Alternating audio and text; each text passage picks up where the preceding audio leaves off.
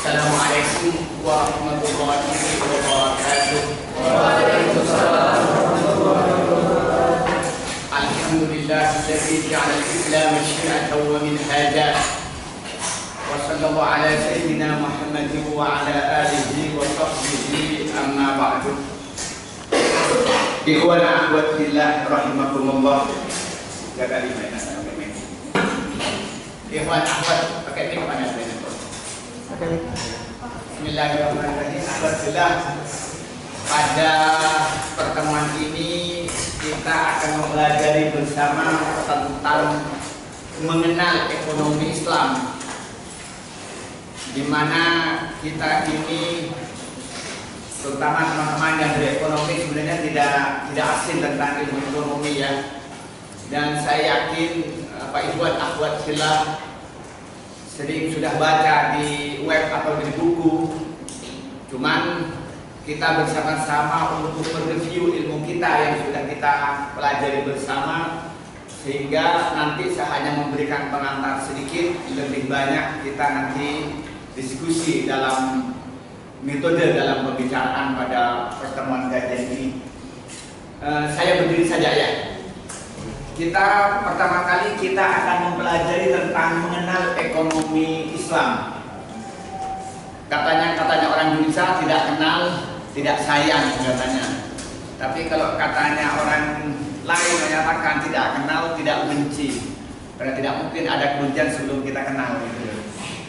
Nah, kita mempelajari dulu, kita lebih baik kita pertama kali kita apa sih hakikat ekonomi? Sebagai pintu masuk kita mempelajari apa ekonomi Islam. Kalau kita bicara tentang ekonomi, pasti yang kita dengar apa boleh begitu tentang eko dan nomos. Pasti itu yang kita diulang-ulang pasti. Apa disebut di sini katanya itu bicara tentang eko itu adalah mengatur, nomos artinya rumah tangga. Kalau kita terjemahkan apa? Berarti kita mengatur rumah. Nah, kita bicara rumah tangga itu luas, mungkin kita bicara pernikahan. Kenapa kok begitu? Karena biasanya sudah memikirkan ekonomi itu kalau sudah berumah tangga. Kalau yang adik-adik ini ya, ikhwan akhwat fillah yang masih STMJ, sudah tua masih jomblo gitu ya. Kita sih nggak pikir masalah ekonomi, kita nggak pikir karena sudah ada yang kirim dan sebagainya, kita tidak pikir. Maka kenapa di sini ini bahasanya ini menggunakan eko dan nomos? Karena yang mikir kalau sudah berumah tangga, kita mengatur bagaimana. Maka kalau kita melihat apa sih tentang ekonomi itu, berangkat dari eko dan nomos, hakikat apa? Adalah kegiatan mengatur harta kekayaan. Bagaimana cara mengaturnya? Yang punya mau diapakan, yang tidak punya harus bagaimana? Maka karena itu kita akan melihat yang pertama, memperbanyak jumlah. Kalau ternyata kita ini melihat barang ini secara kuantitatifnya kurang, maka harus diperbanyak. Contoh sederhana, ketika Indonesia ini kekurangan migas, perlu minyak, pasti kita apa? Harus mengimpor. Kenapa? Untuk memperbanyak jumlah. Ketika misalnya padi sudah terbatas, bagaimana kita? Maka kita mengembangkan pertanian untuk memperbanyak. Ketika butuh pakaian, kita tidak punya pakaian, apa kewajiban kita? Harus memproduksi untuk memperbanyak. Setelah itu apa? Kita itu menjaga pengadaannya. Kalau ternyata kita tidak ada, harus kita adakan. Contoh, Indonesia tidak punya pabrik mobil, sedangkan Indonesia butuh mobil. Apa kita harus menjaga keberadaannya? Apa? Kita harus mengimpor mobil.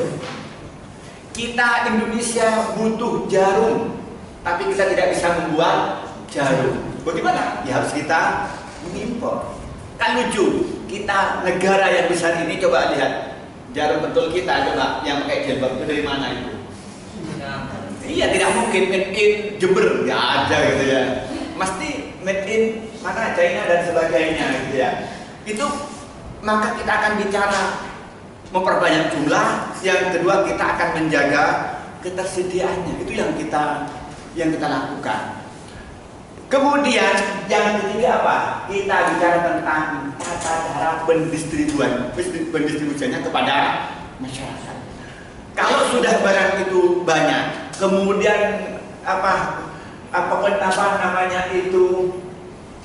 pengadaannya sudah terjaga, mau diapakan lagi? Maka harus kita bicara tentang cara pendistribusian. Di gudang banyak beras. Kalau tidak benar pendistribusiannya bagaimana? Ada beras banyak, tapi ternyata kelaparan. Kita sering mendapatkan ekonomi di dunia, beras banyak, kemudian karena harga turun akibat stok banyak, apa yang terjadi? Maka barang itu apa? Dibuang ke laut atau dibakar. Kita mereka bicara tentang apa? Bicara tentang tata cara pendistribusiannya kepada masyarakat. Maka mesti ekonomi bidang 3, bicara memperbanyak jumlah. Yang kedua kita akan menjaga pengadaannya. Yang ketiga bicara apa? Tata cara pendistribusian. Maka kalau dari apa yang terjadi? Maka ada ilmu ekonomi, ada sistem ekonomi. Mesti kita pembicaraan. Kalau kita bicara tentang ilmu ekonomi, apa yang kita lihat? Mesti memperbanyak jumlah dan menjaga pengadaannya. Itu ilmu ekonomi urutan situ. Bagaimana kita memproduksi? Itu kan apa? Ekonomi, ilmu ekonomi makro. Kita menjaga supaya ketersediaan barang apa kita bicaranya? Kita bicara apa? Ekonomi mikro. Kita bicara harga. Kita bicara ekonomi mikro. Pasti situ. Apa yang terjadi? Maka faktor produksi. Kalau kita bicara ilmu ekonomi, mesti yang bicarakan itu. Baik ekonomi mikro maupun makro. Walaupun nanti turunnya ada moneter, turunannya kan begitu. Kemudian ada barang, ada jasa, ada SDM, itu kan turunannya daripada ilmu ekonomi. Nah, kita yang ingin dibicarakan di sini ini bukan ilmu ekonomi, tapi sistem ekonomi. Apa yang kita bicarakan? Tata cara distribusi kekayaan di tengah masyarakat. Itu yang kita bicarakan. Kalau ilmu ekonomi sudah selesai, sampai sudah belajar, terutama teman-teman dari ekonomi, ikhwan akhwat dari ekonomi. Tapi yang perlu kita diskusikan di sini itu tata cara distribusi yang benar bagaimana. Tadi yang sampai lakukan tadi, yang kaya makin kaya, yang miskin makin miskin. Satu orang yang memiliki triliunan rupiah, sementara ada yang sama sekali tidak punya. Problemnya di mana? Problemnya adalah di tata cara distribusi. Itu problemnya di situ. Maka kita melihat di mana akhirnya apa? Kalau kita bicara tentang sistem ekonomi, yang kita bicarakan adalah pemikiran dan konsep. Pasti itu yang kita bicarakan. Nah, diskusi kita berputar sistem ekonomi, tidak bicara tentang ilmu ekonomi. Itu yang kita diskusikan pada pertemuan ini. Jadi kalau kita bicara ekonomi dalam pertemuan ini yang tadi bilangkannya mengenal ekonomi Islam, kita tidak bicara ilmu ekonomi Islam, tapi yang saya diskusikan di sini sistem ekonomi Islam. Itu yang pertama. Kemudian berikutnya kita akan melihat sistem ekonomi di dunia. Ya, kita akan melihat sistem ekonomi dunia ini pasti ada 4. Yang pertama sosialis, 2 kapitalis, yang 3 dampak, baru yang keempat kita bicara ekonomi Islam. Kalau kita bicara ekonomi, mesti permukaan yang pertama adalah sosialis, yang disebut nama sistem ekonomi komando. Kenapa disebut sistem ekonomi komando? Karena semua kegiatan ekonomi itu ada komandonya di apa? Di pemerintah. Maka rakyat itu tidak punya hak untuk mengatur ekonomi, bahkan dia tidak punya hak milik dan tidak punya hak untuk memiliki kekayaan. Bahkan orangnya saja juga milik pemerintah sebagai pelaksana produksi. Itu yang terjadi di sosialis. Misalnya negara-negara yang melaksanakan adalah negara-negara komunis. Misalnya kita lihat misalnya dulu, misalnya itu Uni Soviet yang sekarang berubah kembali menjadi Rusia. Dia kan melaksanakan sistem komunis, maka semua kekayaannya itu adalah milik pemerintah, dan kemudian yang mengatur kegiatan ekonomi adalah pemerintah, yang menentukan produksi adalah pemerintah, yang menentukan konsumsi juga pemerintah, yang menentukan distribusi adalah pemerintah. Itu sistem ekonomi sosialis. Ada sisi ada sistem yang berlawanan, sistem kapitalis. Apa sistem kapitalis? Adalah sistem yang menghendaki setiap individu berhak untuk melakukan kegiatan ekonomi. Baik itu produksi, dia berhak menentukan produksi apa saja. Apa akan dia buat pabrik pesawat, apa buat pabrik gula, apa buat pabrik bangku, atau buat pabrik laptop dan sebagainya. Individu berhak untuk memproduksi. Dan juga individu mempunyai kebebasan penuh untuk melakukan konsumsi. Apa konsumsi kita ini, apa jajan, apa konsumsi ini air dan sebagainya, punya hak sebebas-bebasnya. Kemudian juga punya hak untuk pendistribusian. Akibatnya apa? Maka individu punya hak menentukan kerja. Mau kerja apa bebas. Mau jadi dokter persilahkan, mau jadi dosen persilahkan selama itu bisa, mau jadi kuli bangunan persilahkan, jadi tukang parkir persilahkan. Itu kalau kapitalis.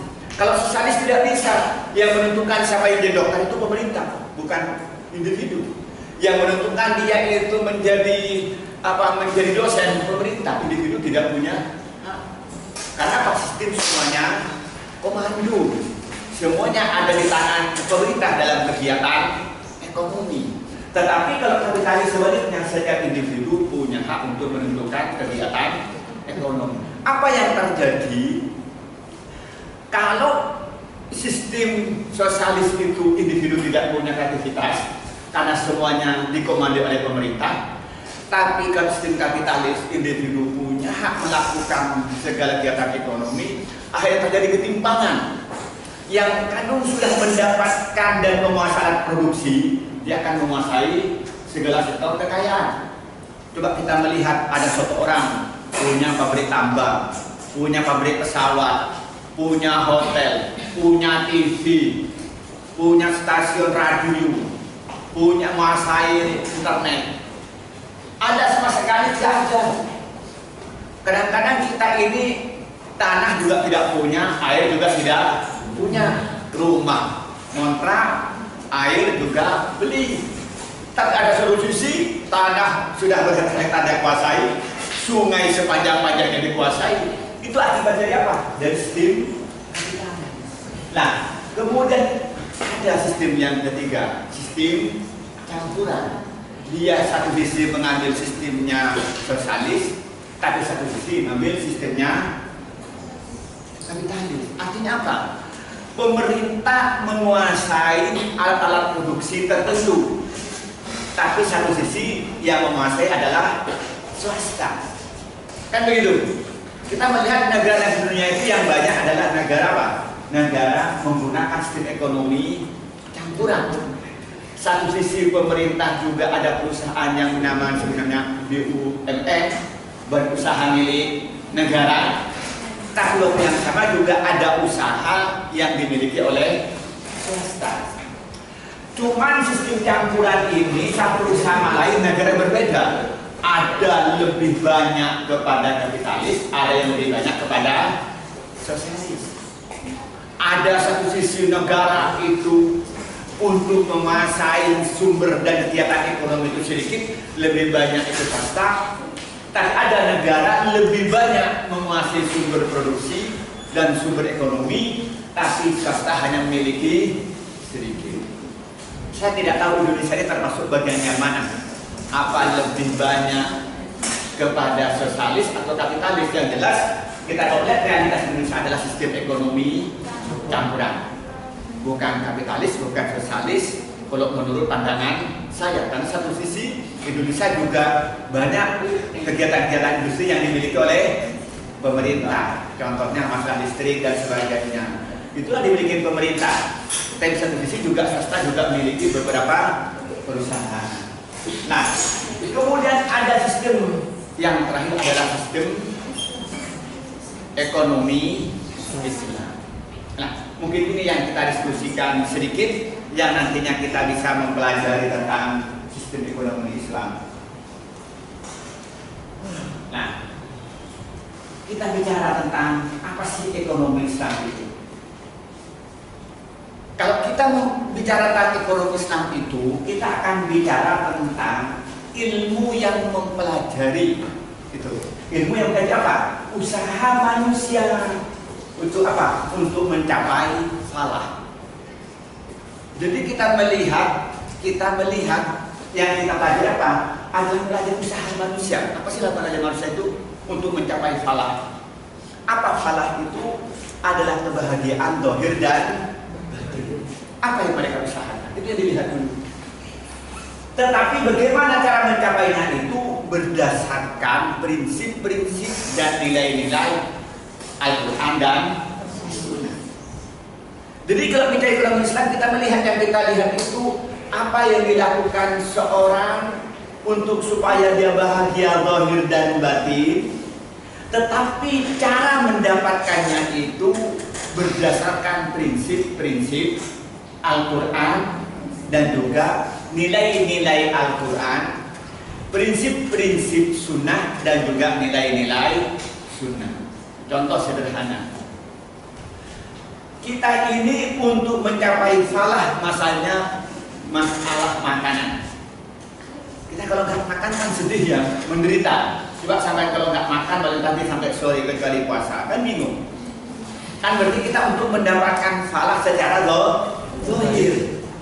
Bagaimana kita mendapat kebahagiaan, kenyang, senang. Kemudian setelah itu bagaimana kita merasa puas dengan yang kita makan. Pertama kali kita ingin butuh makan, sudah cukup. Terutama teman-teman yang mahasiswa, yang kontraktor, yang ngontrak. Itu kan kontraktor kira-kira begitu ya. Lalu akhir bulan kayak sekarang kiriman agak terlambat. Apa yang kita pikirkan? Yang penting kita kenyang. Maka mencari makanan yang nasinya banyak, cukup tempe, kita kenyang dan kita merasa puas dengan itu. Tapi ketika kita itu uang lebih banyak, nah kita sudah mulai berpikir, dan yang cukup tempe, ya kita naiklah ayam. Setelah kita itu uang lebih banyak, kita tidak melihat makanannya di mana tempatnya. Kita bicara tempat sudah. Kita tidak puas, walaupun sudah pakai ayam, tapi tempatnya itu kantin kecil, sudah tidak senang mencari tempat. Nanti kita mencari warung terapung yang mahal supaya kita sambil diskusi. Itu kan bicara tentang bagaimana dia itu mencapaikan kepuasan material. Setelah memenuhi kebutuhan supaya kenyang, itu apa? Kebutuhan merasa puas. Tetapi kalau kita ini bicara tentang kepuasan, tidak hanya berhenti bagaimana dia kenyang dan dia berkesenangan, juga hatinya merasa tenang. Maka bicara apa? Bagaimana yang dimakan itu adalah halal. Kita bicara tentang halalan thayyiban. Di samping mengenyangkan juga harus halal. Disitulah juga akan melahirkan falah. Kalau hanya kenyang saja ternyata nggak halal, kita gelisah. Nah, kita bicara lagi cara mendapatkannya bagaimana. Tanya lagi, uangnya ini hasil kiriman di rumah atau hasil menipu? Ini hasil kita itu hasil bisnis, hasil korupsi. Kita bicara tentang pencapaian kita pelajari. Itu yang kita pelajari dalam ekonomi Islam itu, tapi akan merujuk kepada prinsip-prinsip dan nilai-nilai Al-Quran dan Sunnah. Itu yang kita pelajari. Jadi intinya ekonomi Islam itu kalau bahasa lain adalah ilmu sosial yang mempelajari perilaku manusia di dalam memenuhi kebutuhannya dan memuaskan kebutuhannya berdasarkan prinsip-prinsip Al-Quran dan nilai-nilai Al-Quran dan prinsip-prinsip hadis Nabi dan nilai-nilai hadis Nabi, baik itu sunnah qauliyah yang diucapkan Nabi Muhammad atau sunnah fi'liyah yang dikerjakan Nabi Muhammad atau sunnah takdiriyah yang dikerjakan oleh para sahabat, namun perilaku itu dibenarkan diajarkan oleh Nabi Muhammad. Itu kawasan sistem ekonomi Islam. Nah, maka akan melihat ruang lingkup ekonomi Islam itu apa? Yang pertama kita bicara tentang perilaku, yang kedua kita bicara tentang aplikasi. Masih itu yang kita bicarakan. Yang pertama kita bicara perilaku. Perilaku manusia itu apa? Maka yang disebut bahasa lain istilahnya apa? Akhlak. Akhlak itu sumbernya dari mana? Dari iman. Kenapa kita makan makanan yang halal? Kenapa tidak makan yang mengandung babi? Dari mana berangkatnya? Dari iman. Kenapa kita ini tidak makan hasil curian? Berangkatnya dari mana? Dari iman. Kenapa kita ini tidak mendengarkan lagu-lagu yang jorok? Berangkatnya dari mana? Dari iman. Maka iman apa pengertiannya? I'tiqadun bil jinan wa qaulun bil lisan wa amalun bil jawarih. Apa iman itu? Adalah keyakinan dalam hati dengan mantap. Kita yakin bahwa Allah itu ada. Kita yakin bahwa Allah itu Maha Tahu. Yakin bahwa Allah akan membalas semua apa yang kita kerjakan. Kemudian keyakinan ini apa? Lalu dikeluarkan dalam bentuk ucapan syahadat. Asyhadu an la ilaha illallah wa asyhadu anna Muhammadar Rasulullah. Setelah mengucapkan syahadat, setelah dia deklarasi, apa yang kita lakukan? Apa setelah itu? Dikerjakan dengan anggota badan. Yang kita ucapkan, ucapan yang benar. Yang kita dengarkan, dengaran yang benar. Yang kita lihat, yang dilihat yang benar. Yang kita tulis, tulisan yang benar. Yang kita SMS, katanya orang menduda semesem, itu juga yang benar. Bukan semisem, tapi semesem. Apalagi sekarang selingkuh makin seru ya. Nah, kita lihat ini. Kita akan melihat kalau ternyata dengan kita ini ternyata menggunakan WA-nya nggak bener, baca Al-Quran ya. Nah, apa yang terjadi? Wah, ini membuat hatiku bahaya, ini hatiku pilu katanya, kan bahaya juga gitu kan. Nah, yang ngatur di mana? Iman. Nah, dalam konteks ekonomi, iman di mana? Mengatur apa yang kita konsumsi, baik bentuk barang maupun jasa. Maka itu perilaku kita adalah keyakinan. Akhirnya apa yang kedua? Melahirkan zuhud. Apa zuhud itu? Menjadikan harta ini sebagai alat menuju akhirat. Harta bukan tujuan. Ad-dunya mazra'atul akhirat. Dunia ini merupakan alat untuk menuju akhirat. Maka karena itu, maka dia itu yang dilakukan kalau zuhud, cara mendapatkannya maka digunakan sesuai dengan ketentuan Allah. Otomatis fikih muamalah kita lakukan, cara mendapatkannya.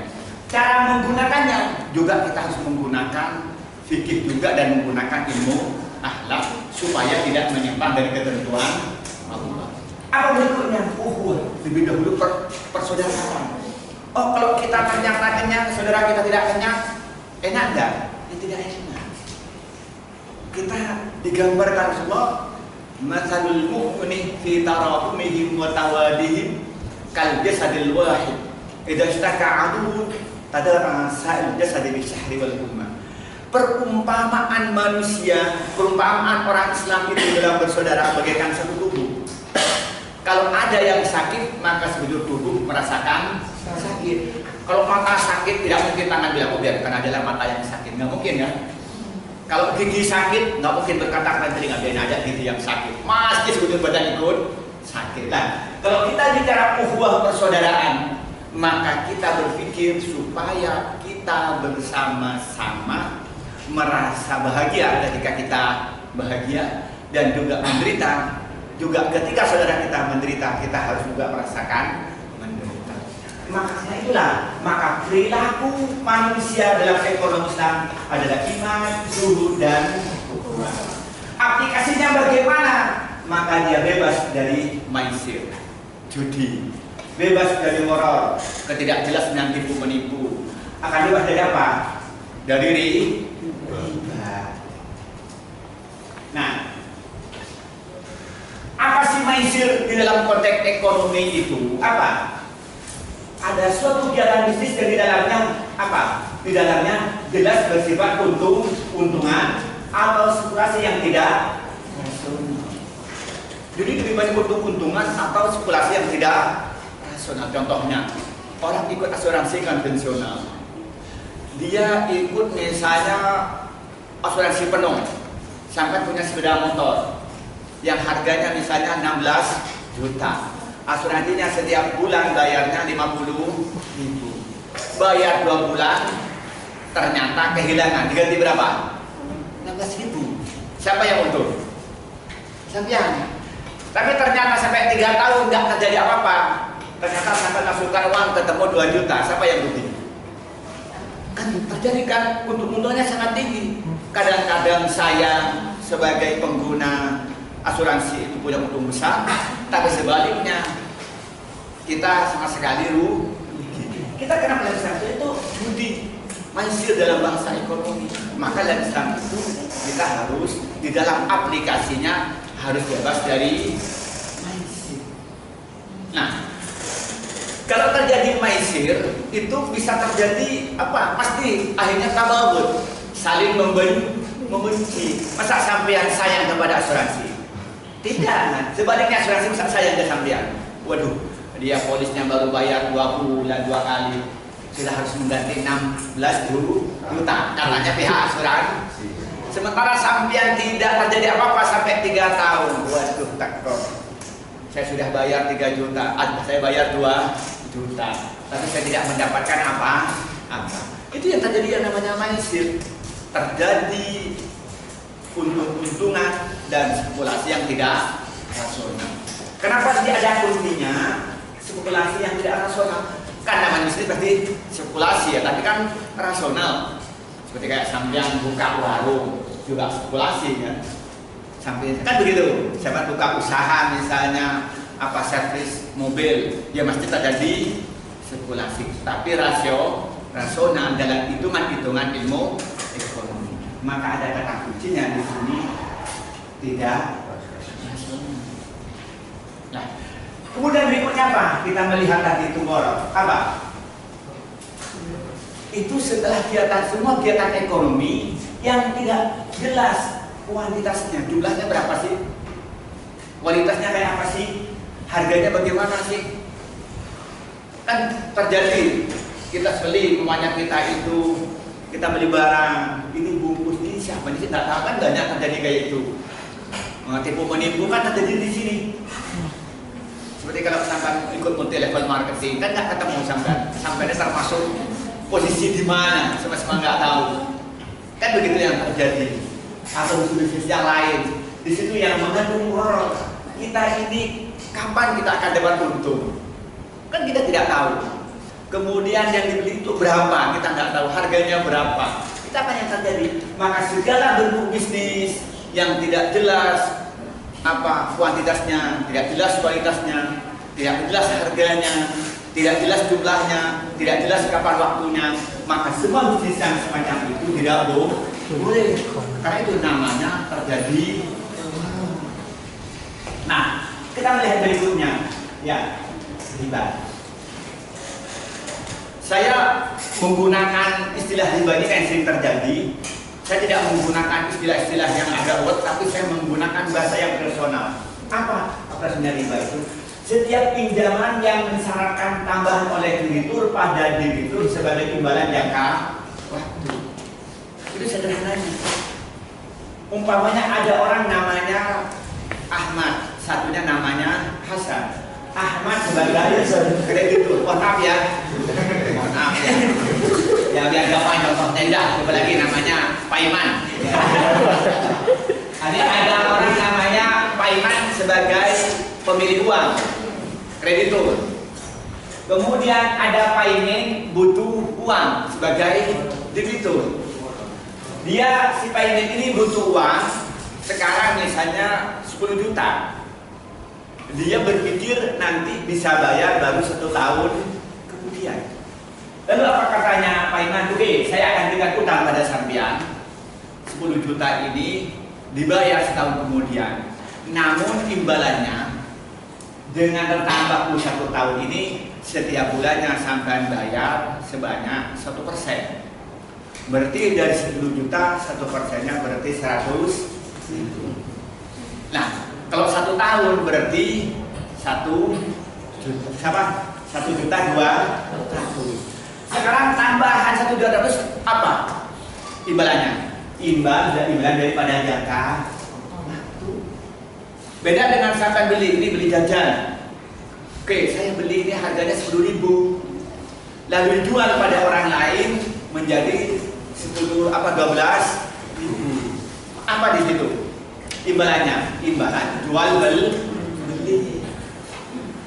Nah, kalau ini enggak sebagai imbalan daripada jangka waktu. Jadi bayar utang lebih banyak.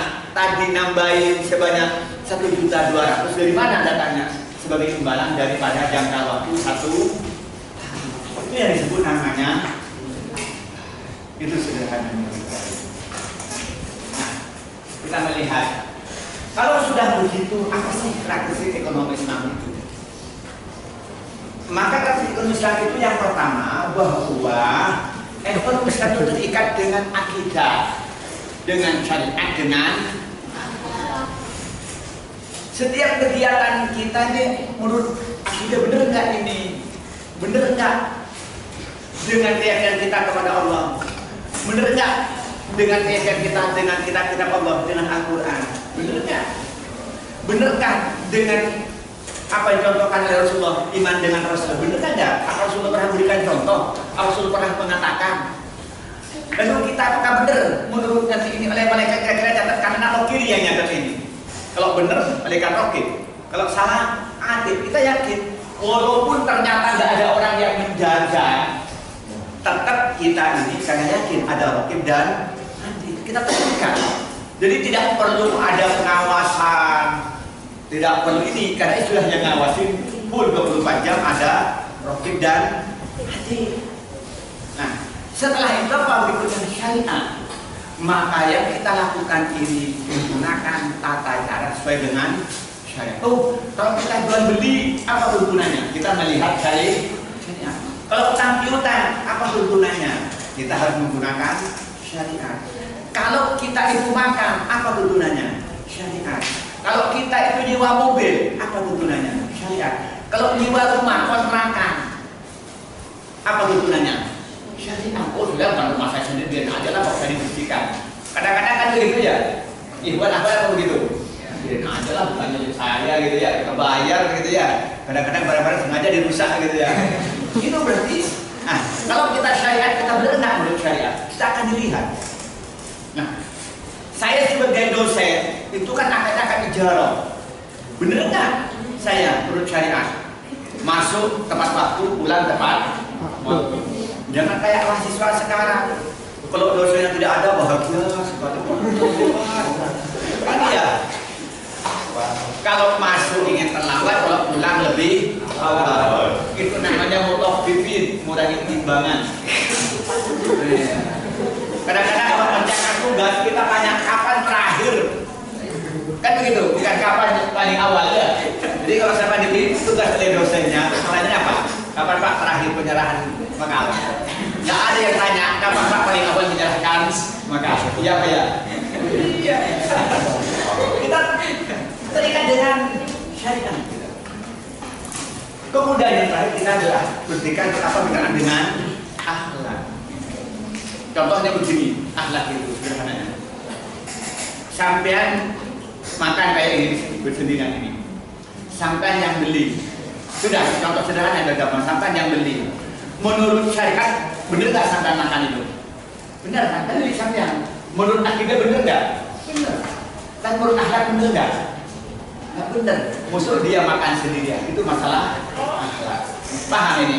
Jadi ini namanya kita bicara akhlak. Kadang-kadang secara fikih selesai, tapi secara akhlak tidak selesai. Kayak kasus tadi, sampai makan jajannya sampai sendiri. Menurut akidah sudah benar. Menurut syariat benar. Tapi temannya yang di sampingnya ini yang ketepatan nggak punya jajan lalu nggak diberi, itu menurut akhlak tidak. Nah, sama dengan begini, sampean ini rumah, kontrak atau kosan. Kalau kos itu kan biasanya ada tukang bersihnya segalanya, biasanya ada kebunnya, kan itu ya. Biasanya kalau kontrakan, kalau kos kan ada tukang bersihnya segala. Menurut akidah bener nggak sampean diam di situ? Pokoknya lalu sampean itu setelah pagi-pagi itu ada tukang kebunnya bersih-bersih. Menurut fikih sampean kan nggak usah ikut membersihkan kan? Iya Pak ya? Iya. Menurut akidah bener nggak kan sampean ikut bersih? Iya. Tapi menurut akhlak sampean itu hari Minggu nganggur, ibu-ibu yang membersihkan halaman sampean cuma duduk ngobrol, pantas enggak? Nggak pantas. Dan disitulah namanya akhlak. Maka disitulah bahwa ekonomi Islam akan terikat dengan akidah, terikat dengan syariat, terikat dengan akhlak. Kita nggak bisa berpisah. Dari itu akan melahirkan yang kedua, bahwa harta kekayaan itu semuanya milik Allah. Jadi kita ini apa, air milik Allah, kursi milik Allah, sepatu milik Allah, kacamata milik Allah, handicap milik Allah. Kita ini hanya pemegang amanah. Maka karena itu dalam pelaksanaannya harus sesuai dengan ketentuan Allah. Contohnya begini biar gampang. Sampai melihat tukang parkir ini, karena tadi sudah motor ini. Sudah ada tukang parkir, yang parkir itu milik rektor, mobilnya mobil Camry. Apa di sini rektor mobil yang dinamanya? Camry ya, Camry. Terus milik sampean sepeda motor tahun 90-an. Sama-sama dititipkan di tukang parkir. Pertanyaan berikutnya, apakah tukang parkir itu harus membedakan antara mobil Camry dengan sepeda motor? Tidak boleh. Iya, Camry tidak boleh dirusak, sepeda motor tidak boleh dirusak. Begitupun ketika mau diambil, umpamanya ketika mau diambil oleh Pak Rektor mobilnya, oh jangan ini mobilnya bagus, apa dibiarkan, apa diperbolehkan diambil? Itu cuma amanah. Iya, begitupun ketika sepeda motornya mau diambil, diperbolehkan nggak? Diperbolehkan mana? Atau bilang begini, udah kalau Camry nggak boleh ambil, yang boleh diambil sepeda motor, benar apa enggak? Kalau sampai punya uang, ada uang ratusan ribu, ada uang seribuan, masuk ke masjid hari Jumat, sampai diberikan yang mana? 1.000 apa yang 1.000? Mikir-mikir sampai yang 1.000. Disitulah namanya kita itu menjadi hutang. Kita hanya menjadi pelaku. Maka karena itu disitulah pentingnya kenapa tadi prinsip apa definisi ekonomi Islam itu apa kegiatannya itu di dalam menuju falah itu masih berdasarkan prinsip-prinsip dan nilai-nilai Al-Quran dan As-Sunnah. Karena kita sebagai khalifah hanya sebagai pelaksana, seperti hanya tukang parkir, hanya disuruh menjaga, tidak disuruh memiliki. Maka karena itu dia melaksanakan tugas sesuai dengan keinginan pemilik. Kalau ternyata dia melaksanakan tugas dengan siapa, maka diberi ongkos penjaga. Tapi kalau ternyata rusak, apa yang terjadi? Dia harus tanggung jawab. Begitupun kehidupan kita, kalau ternyata kita menggunakan ekonomi ini dengan benar sesuai dengan ketentuan pemiliknya, yaitu Allah, apa yang kita berikan oleh Allah adalah surga. Tapi kalau ternyata khianat tidak sesuai dengan pemiliknya, apa balasannya? Ya harus mengasihi, masuk neraka. Katanya orang Madura ditunuh. Nah, maka karena itu kita ini akan lahirkan apa? Seperti tadi bilang, lahirkan larangan mansir, lorok dan nah, setelah kita itu yang berikutnya kita itu ada keseimbangan antara kepentingan masyarakat dan individu. Jadi kalau modelnya ekonomi sosialis lebih mendahulukan apa? Masyarakat. Kalau kapitalis lebih mendahulukan apa? Individu.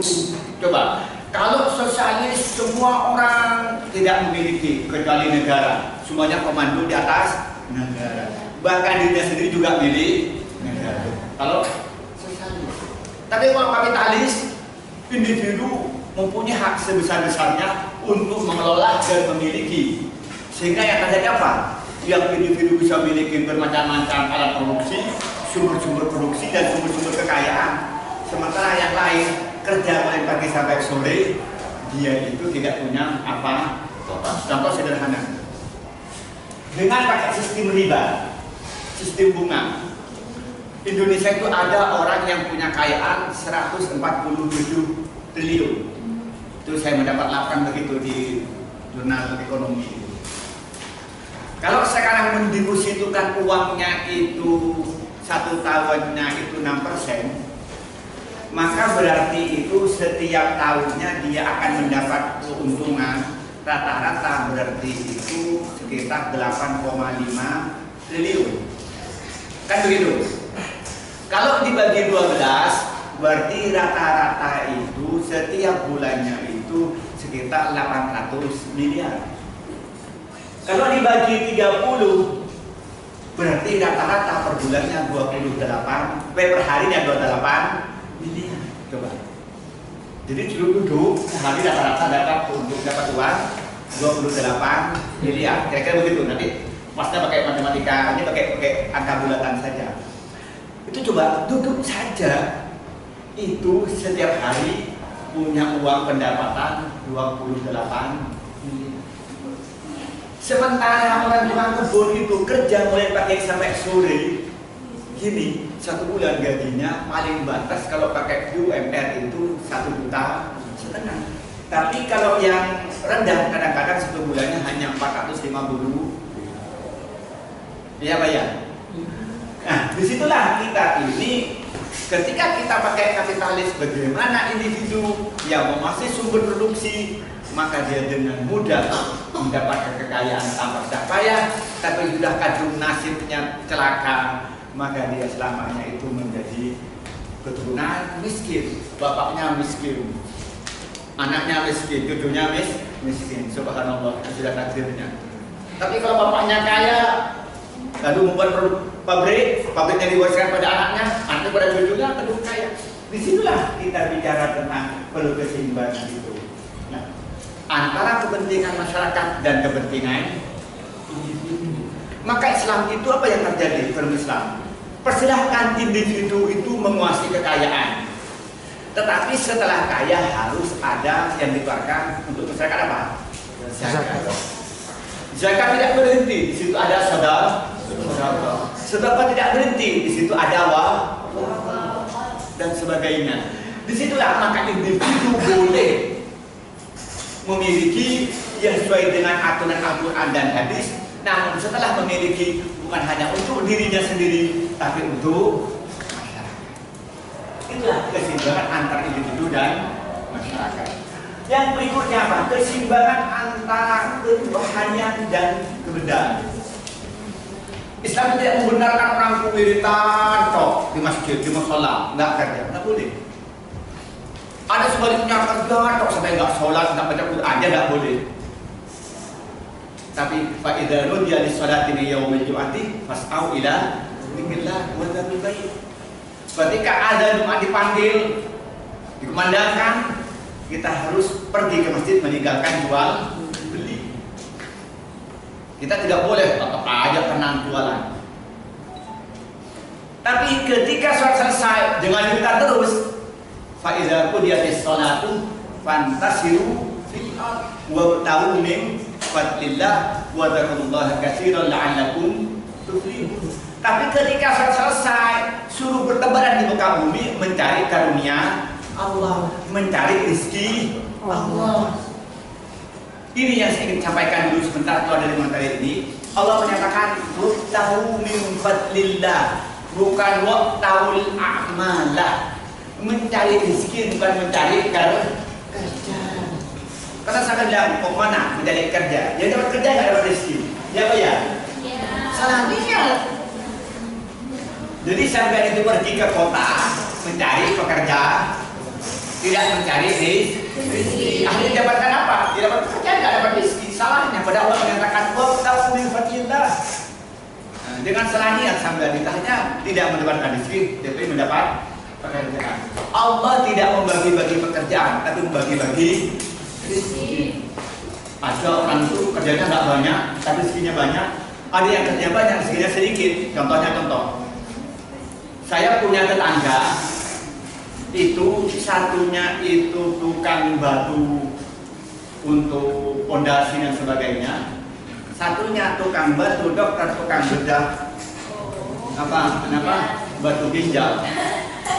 Ya, yang batu itu seharian kerja mulai pagi sampai sore, gajinya 50.000. Yang satunya tukang operasi batu ginjal, tukang ngambil batu ginjal, bentar paling 2 menit, ternyata gajinya 4 juta.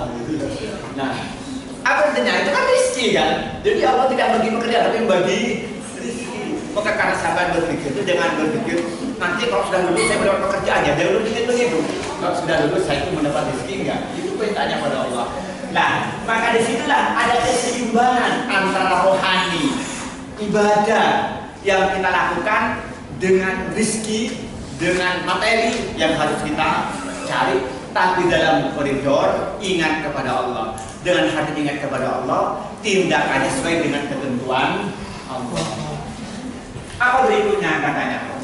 Bimbingan konsumsi. Konsumsi yang benar.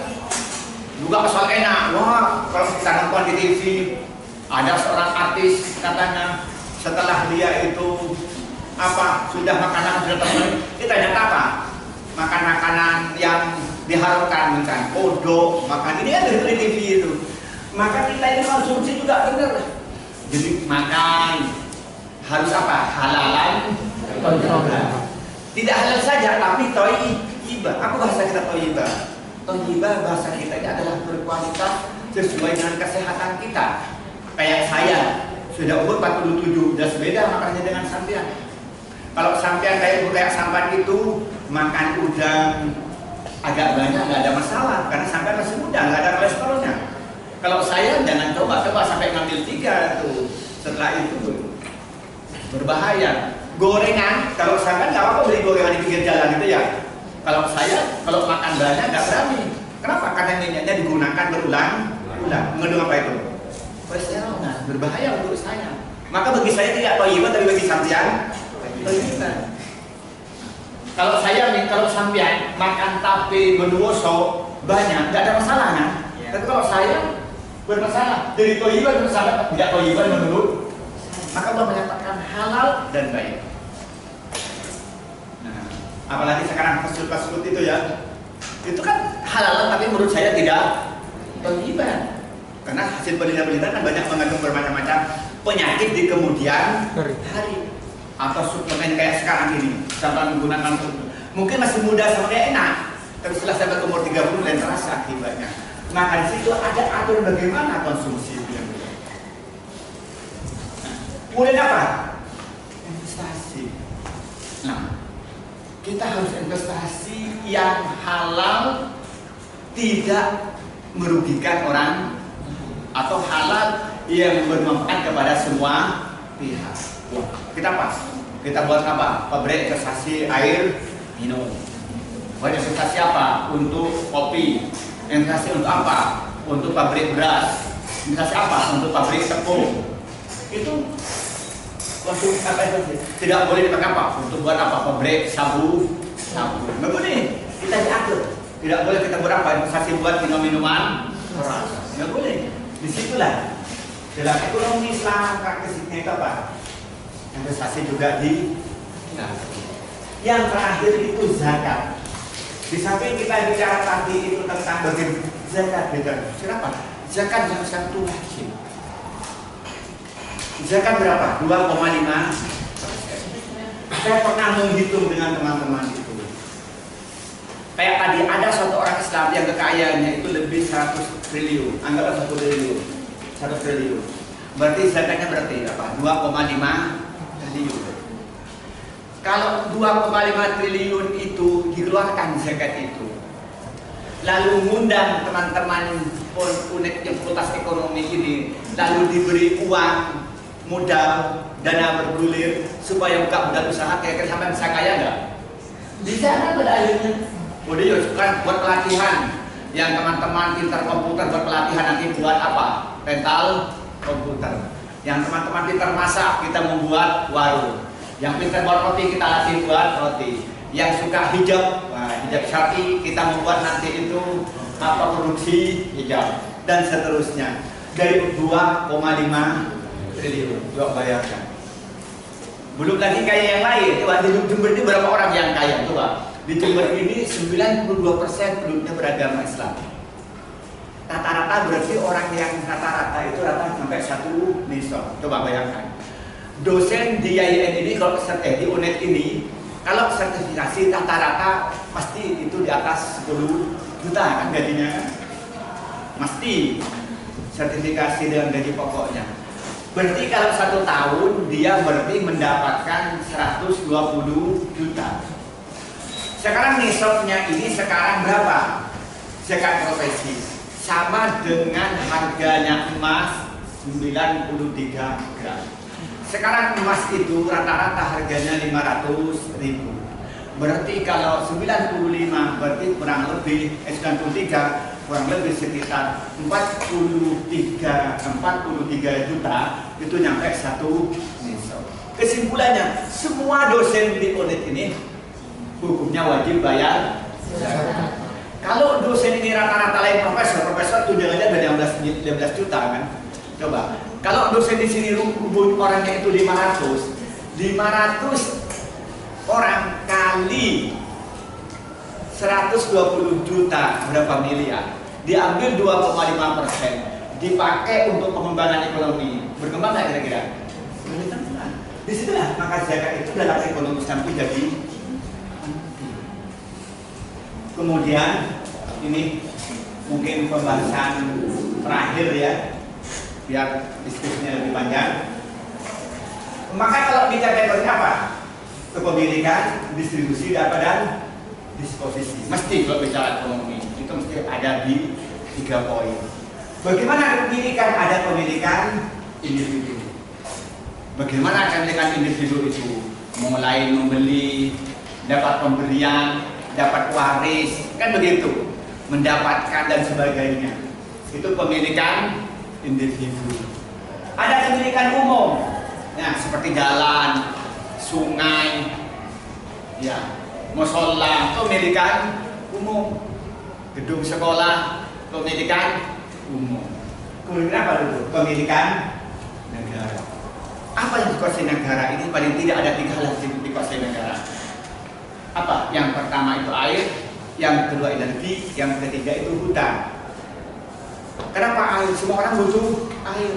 Maka kalau air dikuasai individu, waduh, yang kadang miskin nggak minum nanti, kan begitu. Maka itu harus dimiliki oleh negara. Energi juga begitu. Kalau energi dikuasai individu, kita nggak bisa menghidupkan bahan bakar untuk kepentingan kehidupan sehari-hari. Begitupun hutan, kalau hutan individu ditebang, waduh, akhirnya apa? Kita udara menjadi kotor. Maka karena itu dalam Islam itu kepemilikan itu ada 3, ada milik individu, ada kepemilikan umum, kemudian ada kepemilikan negara. Itu kita. Nah, kemudian berikutnya apa? Distribusi. Nah, distribusi itu dijelaskan di situ apa? Kepada individu, warga dan negara. Dan gimana kita barang menyampai kepada individu? Itu ada aturannya. Ya, ini individu, kemudian negara, warga dan negara. Jadi bagaimana barang nyampe? Oh, kita misalnya air, bagaimana bisa nyampe ke individu? Sampai bisa minum. Oh, butuh baju, bagaimana baju sampai kepada sampean? Butuh sepeda motor harus sampai kepada individu. Oh, warga pada umumnya butuh jalan hari Minggu, bebas mobil. Wah, kita nggak bisa muter-muter dulu gitu kan. Itu berarti kan kita individu harus kalah untuk kepentingan warga. Oh, lingkungan ini supaya pohon-pohon dirawat. Untuk apa? Supaya nyampe kepada kita. Kemudian setelah itu kepada negara. Negara butuh kantor, negara butuh mobil, negara butuh senjata dan sebagainya. Maka itu juga ada di sana. Yang kenapa? Disposisi. Kenapa syarul? Penggunaan. Apa? Maka apa? pengembangan hak milik. Di situ ada pengaturan kapan orang bisa memiliki dan kapan lepas dari hak miliknya. Itu ada aturan secara lengkap. Baik itu individu, warga atau negara. Itu diatur. Kemudian cara menafkahkan bagaimana, baik individu, warga pun negara. Itu yang diatur dalam asas-asas ekonomi Islam. Kalau kita sebenarnya seputar semacam itu dalam pembahasan ekonomi Islam. Maka karena itulah yang kami jelaskan secara singkat. Kami ingin menyatakan bahwa ekonomi Islam itu adalah ilmu yang mempelajari perilaku manusia dalam bagaimana cara memenuhi kebutuhannya dan memuaskan kebutuhannya, tetapi berdasarkan prinsip-prinsip Al-Quran dan nilai-nilai Al-Quran, prinsip-prinsip sunnah dan juga nilai-nilai sunnah, sehingga dalam cara memproduksi juga sesuai dengan Al-Quran dan hadis, cara mengkonsumsi sesuai dengan Al-Quran dan hadis, dan dan juga pendistribusinya sesuai dengan Al-Quran dan hadis. Maka karena itu kalau bicara ekonomi Islam adalah bicara tentang ajaran Islam secara utuh. Dalam kegiatan ekonomi Islam itu terikat selalu dengan tauhid, dengan akidah yang kita yakini. Dalam teknik diatur oleh syariat. Dalam berinteraksi dengan masyarakat kita diatur dengan akhlak. Kalau ini kita laksanakan akan melahirkan kebahagiaan zahir dan batin. Secara materai, secara kebendaan kita terpenuhi, secara batin kita tentram. Kenapa? Akan melahirkan kedamaian. Kalau semua orang tidak ada zalimin, kan tidak ingin menyakiti. Mencuri, tidak ada pencurian. Penipuan, tidak ada penipuan. Perampokan, tidak ada perampokan. Apa yang tadi? Tentram dan harga hidup. Tentram. Judi, tidak ada judi. Apakah terjadi permusuhan? Tidak ada. Mabuk, tidak boleh. Apakah ada orang yang sempoyongan yang bekerja macam-macam? Tidak. Karena semuanya diikat oleh tauhid, semuanya merasa diawasi Allah, tindakannya mengikuti ketentuan Allah, dan satu sama lain akhlaknya baik, maka disebutlah nanti kebahagiaan zahir dan batin individu dan masyarakat dan negara. Itu yang disebut namanya mencapai Allah. Maka tujuan daripada ekonomi Islam yang tertinggi apa? Adalah mencapai tingkatan Allah. Itulah mungkin pengantar diskusi ini. Saya ingin mendengarkan tanya jawab setelah ini. Saya memberikan sebebas-bebasnya bagi tantangan. Kami serahkan kembali kepada moderator. Saya mohon maaf. Wassalamualaikum warahmatullahi wabarakatuh. Waalaikumsalam warahmatullahi wabarakatuh. Terima kasih disampaikan pula tadi